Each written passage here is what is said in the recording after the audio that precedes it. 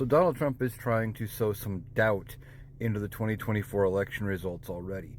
And he's setting up a case that should he lose the 2024 election, like I believe he will, that he can try to go back to the "it was stolen from me." He's still saying 2020 was stolen from him unconstitutionally. He's saying that Vice President Kamala Harris is being made the Democratic nominee is somehow unconstitutional.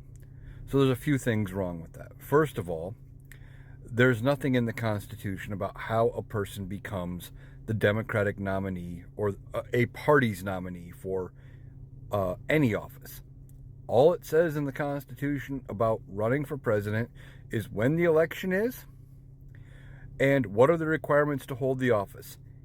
Being any person over the age of 35, being a natural-born U.S. citizen, and having not already served 2 terms as president. That is it. Those are the only requirements to be president. There are no others as of right now. So, first of all, that the unconstitutionality part is just bogus.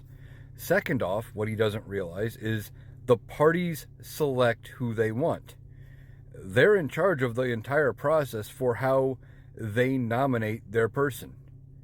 If they would have gone in, remember, Bernie Sanders had a pretty good effort, and he could have had a chance to be the Democratic nominee. Granted, Hillary had enough votes, enough delegates won during the primary process to get that nomination in 2016.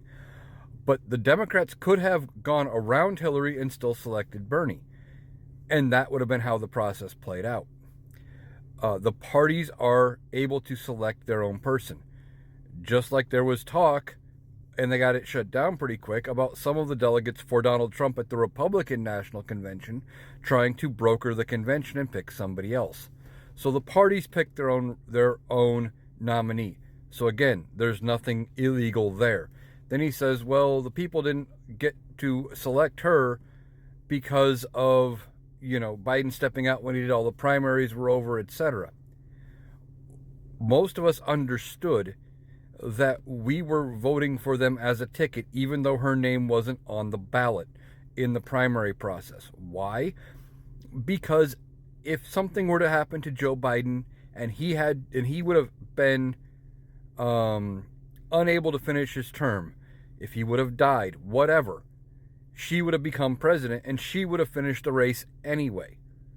Would Donald Trump be still saying this if Joe Biden had passed away or suffered some medical problem where he could not finish his term and she became president that way?